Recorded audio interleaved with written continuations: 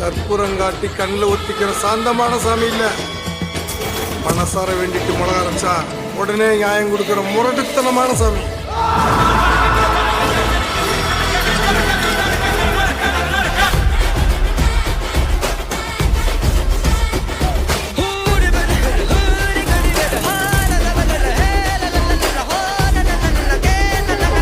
என் பேரு சரவணன். எனக்கு இன்னொரு பேரு